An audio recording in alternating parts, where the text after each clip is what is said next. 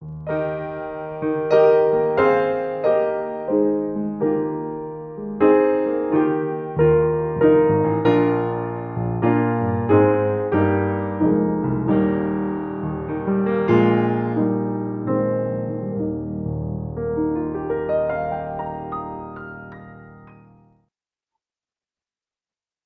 morning sa inyong lahat, mga kapatid, mga kaibigan. Welcome sa God's Word for Today devotional.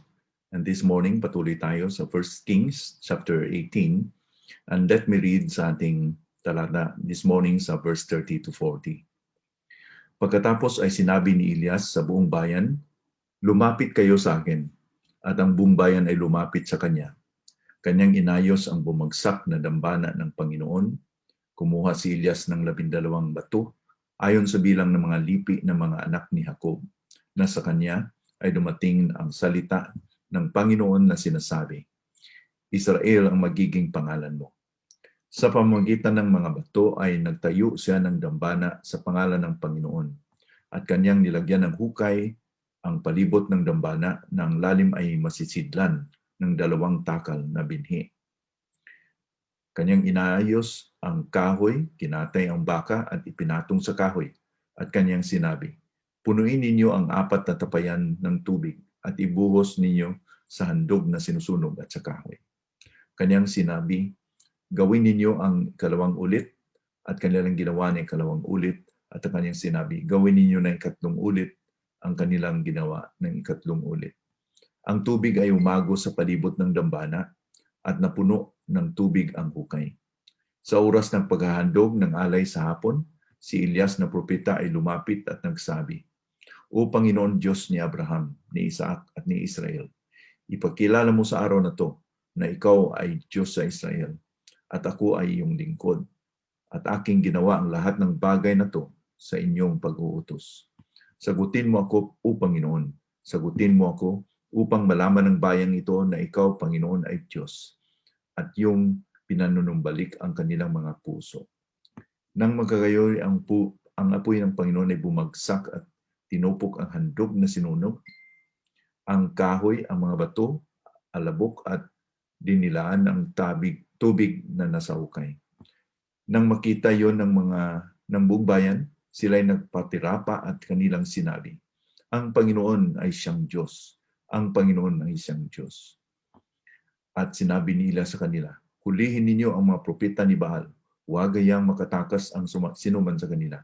At kanilang dinakip sila. Sila'y ibinaba ni Elias sa batis ng Kison at pinatay roon. Ang Panginoon ang siyang Diyos. The Lord, He is God. Indeed, ang ating makikita at ating dapat kilalanin at i-recognize bawat araw ay ang Diyos, siya ang Panginoon. Sa contest na to at Mount Carmel, Baal was silent. But God had won the reverence of the people in a very high, spectacular fashion. Nadaig talaga ng Panginoon ang mga puso ng mga tao. Una, ang ginawa ni Elias ay pinapalapit niya ang mga tao sa kanya. He asked them to come closer to him and to the sacrifice. Kasi po, there are just acts of God that are too precious to miss. Para kay Elias, hindi niya gusto na ma-miss ng mga tao ang pagkakita ng gagawin ng Panginoon.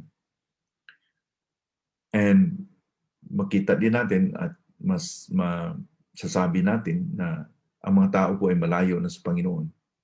They were so distant to God because they have embraced Baal and the other idols. Talagang malayo sila by their hearts, by their spirit. Like Elijah, sana ganun po ang ating gagawin sa mga tao, that we are going to draw them closer to the Lord. Let's usher them towards knowing God. And that's a picture for them coming closer to the altar. At tapos, ginawa ni Elijah ang pag-repair ng dambana na nasisira. The altar was destroyed. Now, it is seen here na mayroong altar and he repaired it. An altar neglected over the years. You see, pag ni-neglect niyo yung isang bagay, lalo na pag gusali, over the years, it will worn out. Hindi ba? It will worn out and be broken.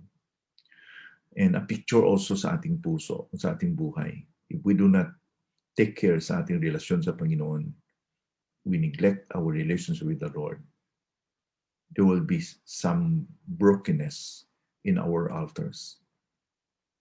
There will be need of repair sa ating mga altars. Have we neglected our personal worship with God so that we need to restore it? So verse 31, sabi pa dito, Elijah took 12 stones according to the number of the tribes of the son of Jacob, to whom the word of the Lord came, saying, Israel shall be your name.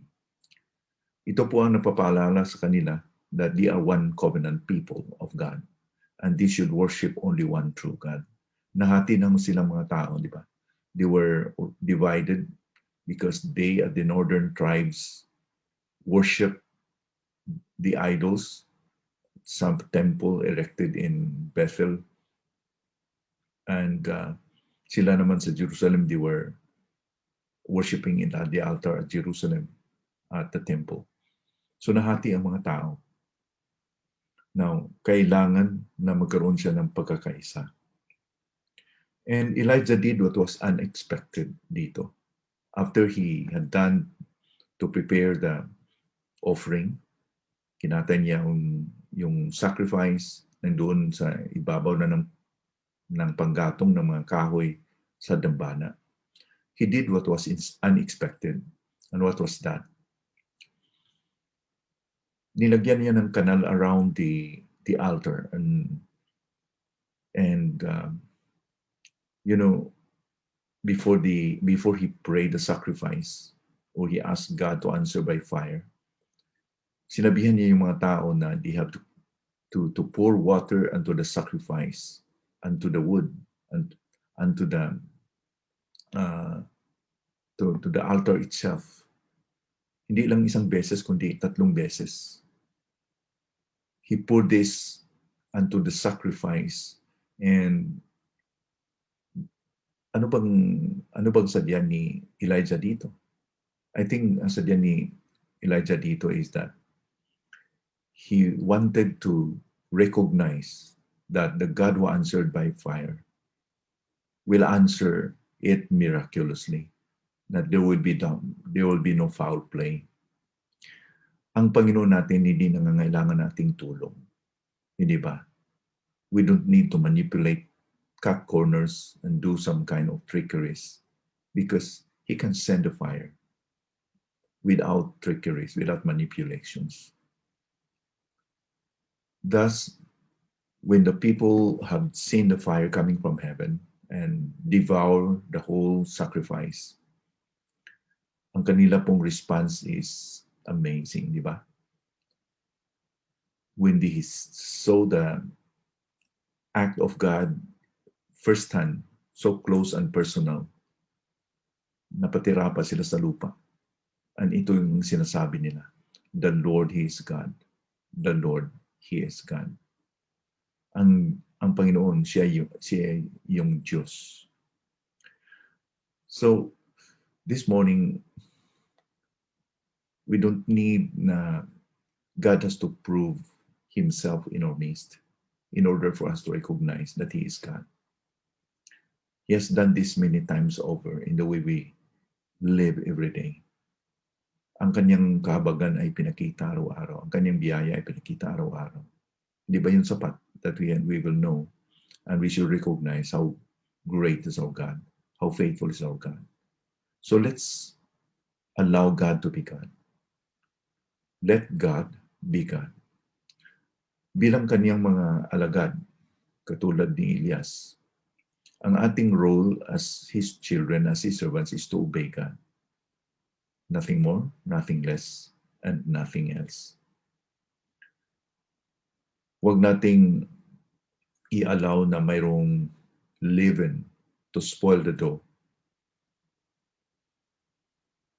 Hindi natin pahintulutan na may makaspoil ng gawain ng Panginoon by a little leaven. We should neither intervene nor introduce anything, including ating kakayanan, na galing sa ating laman. No matter how noble it is, no matter how good it is in the appearance, it will not help because God does not need our help. God does not need neither our opinions nor suggestions. Di ba?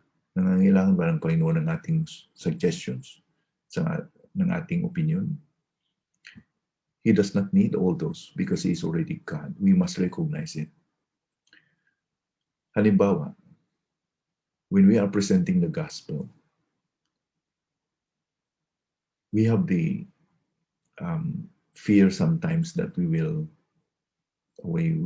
not going to convince a person, or we fail to convince a person na hindi siya maniwala ng ating sinasabi. When we have that concern because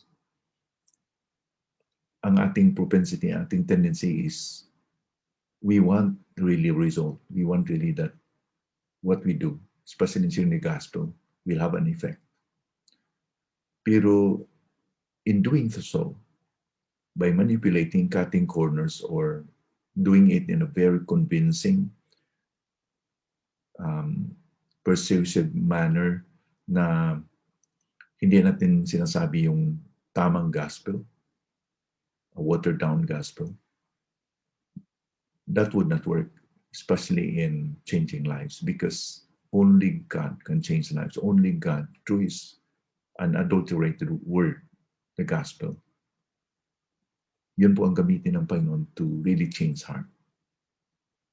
Let us hear the statement of Paul in 1 Corinthians chapter 2, verse 1 to 5, regarding his commitment really to trust that God is in control. He said, "And I, when I came to you, brothers, did not come proclaiming to you the testimony of God with lofty speech or wisdom, for I decided to know nothing among you except Jesus Christ and Him crucified. And I was with you in weakness and in fear and much trembling, and my speech and my message were not in plausible words of wisdom, but in demonstration of the Spirit and of power, so that your faith might not rest in the wisdom of men, but in the power of God." So malinaw dito sinabi ni Pablo na hindi sa ating persuasive, convincing power, but by the plain declaration of the gospel. Yun po ang kapangyarihan na gamitin ng Panginoon. Katulad ni Elias, let's not manipulate. Let's not cut corners. Let's be true.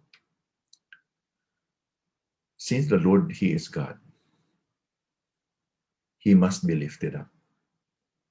He must deserve to be revered or exalted as the God in all the areas of our life. Sa lahat ng bahagi ng ating ministry din, wala na pong iba pang pinaka-importante. At hindi natin pwedeng hindi natin ito tandaan. This is the must in our ministry, in our lives, to exalt only the name of God. Remember, God is God. Let Him be God in your life and in my life. Manalangin tayo. Panginoon, salamat po for this morning, for another challenge na binigyan niyo sa amin. That it's not about us controlling our environment, the affairs of our life. It's about you. Thank you, dear Father, for your grace and mercies. Thank you na may maraming panahon na we disobeyed you, but still you reach us out. And ikaw po, Lord, ang nakaintindi sa puso namin how weak we are. Thank you, Lord, that you can forgive us and give us a new start. So bless our meditation this morning. Sana po, Panginoon, we will be like Elijah, just believing and trusting you that you are always in control. In Jesus' name we pray. Amen.